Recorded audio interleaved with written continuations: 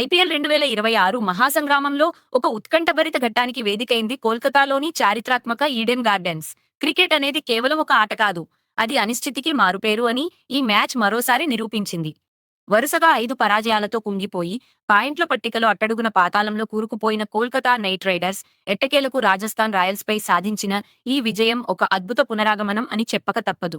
వర్షం కారణంగా రద్దయిన మ్యాచ్ వల్ల వచ్చిన ఒక పాయింట్ మినహా ఖాతాలో గెలుపు అనేదే లేని కేకేఆర్ ఈడెన్ గార్డెన్స్ లో తమ విశ్వరూపాన్ని ప్రదర్శించి అభిమానుల కళ్లలో ఆనందాన్ని నింపింది.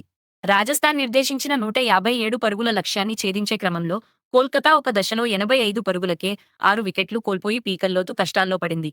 కానీ రింకు సింగ్ అనే ఒక యోధుడు, అనుకుల్ రాయ్ అనే మరో వజ్రం తోడై అసాధ్యమైన విజయాన్ని సుసాధ్యం చేశారు. ఈ మ్యాచ్ విశ్లేషణలోకి వెళ్తే ఇది రాజస్థాన్ రాయల్స్ చేతులారా చేసుకున్న స్వయంకృతాపరాధాల సమాహారం అని స్పష్టమవుతుంది. మొదట బ్యాటింగ్ చేసిన రాజస్థాన్ రాయల్స్ జట్టు తీరు ఆరంభం అదుర్స్ అంతం బెదుర్స్ అన్న సామెతను గుర్తు చేసింది. ఓపెనర్లు యశస్వి జైస్వాల్ మరియు వైభవ్ సూర్యవంశీ క్రీజులో ఉన్నంతసేపు బౌండరీల వర్షం కురిపించారు. సూర్యవంశీ 28 బంతుల్లో 46 పరుగులు, జైస్వాల్ 29 బంతుల్లో 39 పరుగులతో ఒక అద్భుతమైన స్టార్ట్ను అందించారు. అయితే ఈ జోడీ విడిపోగానే రాజస్థాన్ బ్యాటింగ్ లైనప్ ఒక పేకమేడలా కుప్పకూలిపోయింది. ఓపెనర్లు మినహా మిగిలిన 9 మంది బ్యాటర్లలో ఏ ఒక్కరూ కనీసం 20 పరుగుల మార్కును కూడా దాటలేకపోయారు. అందులో 5గురు సింగిల్ డిజిట్ స్కోర్కే పరిమితం కావడం ఆ జట్టు మిడిల్ ఆర్డర్ వైఫల్యానికి నిదర్శనం. కోల్కతా బౌలర్లలో కార్తీక్ త్యాగి తన వేగంతో 3 వికెట్లు పడగొట్టగా, స్పిన్నర్ వరుణ్ చక్రవర్తి కేవలం 14 పరుగులు మాత్రమే ఇచ్చి 3 కీలక వికెట్లు తీసి రాజస్థాన్ నడ్డి విరిచాడు. సునీల్ నరేన్ కూడా 2 వికెట్లతో చెలరేగడంతో 180 పరుగులు దాటుతుందనుకున్న రాజస్థాన్ స్కోరు 20 ఓవర్లలో 9 వికెట్ల నష్టానికి 155 పరుగుల వద్దే ఆగిపోయింది. 156 పరుగుల స్వల్ప లక్ష్యంతో బరిలోకి దిగిన కోల్కతాకు రాజస్థాన్ బౌలర్లు చుక్కలు చూపించారు. ఓపెనర్లు టిమ్ సీఫెట్, అజింక్య రహానే ఖాతా తెరవకుండానే వెనుదిరగడంతో ఈడెన్ గార్డెన్స్లో నిశ్శబ్దం అలుముకుంది.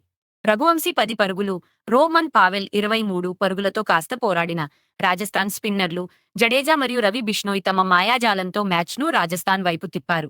200 స్ట్రైక్ రేట్తో ఆడుతున్న క్యామరూన్ గ్రీన్ 27 పరుగులను బిష్నోయ్ స్టంపౌట్ చేయడంతో కోల్కతా పతనం దాదాపు ఖరారైందని అందరూ భావించారు. 85 పరుగులకే 6 వికెట్లు కోల్పోయిన దశలో రింకు సింగ్ క్రీజులోకి వచ్చాడు. అయితే ఇక్కడే మ్యాచ్ తలరాతను మార్చిన ఒక చారిత్రాత్మక తప్పిదం జరిగింది. ఇన్నింగ్స్ 11వ ఓవర్లో రవీంద్ర జడేజా వేసిన క్విక్కర్ డెలివరీని రింకు సింగ్ తప్పుగా అంచనా వేయడంతో బంతి గాలిలోకి లేచింది.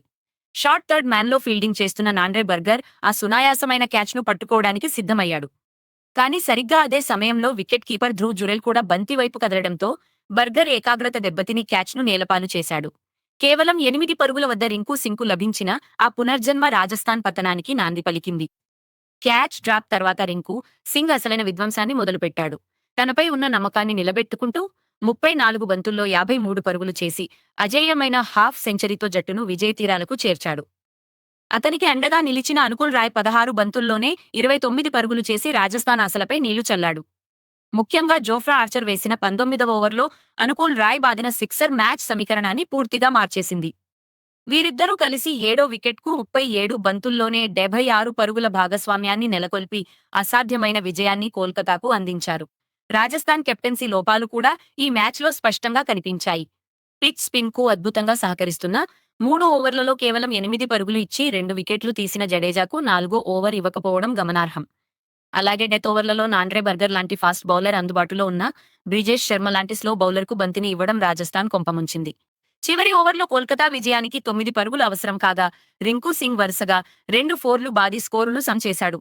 ఆపై చివరి బంతికి అద్భుతమైన సిక్సర్ బాది తన హాఫ్ సెంచరీని పూర్తి చేయడమే కాకుండా కోల్కతాకు ఈ సీజన్లో తొలి విజయాన్ని అందించాడు. ఈ గెలుపుతో కోల్కతా పాయింట్ల పట్టికలో 10వ స్థానం నుండి 9వ స్థానానికి ఎగబాకగా ముంబై ఇండియన్స్ 10వ స్థానానికి పడిపోయింది. రాజస్థాన్ రాయల్స్ ఈ ఓటమితో 3వ స్థానంలోనే కొనసాగుతున్న తమ మిడిల్ ఆర్డర్ వైఫల్యాలు మరియు కెప్టెన్సీ లోపాలపై దృష్టి పెట్టాల్సిన అవసరం ఎంతైనా ఉంది.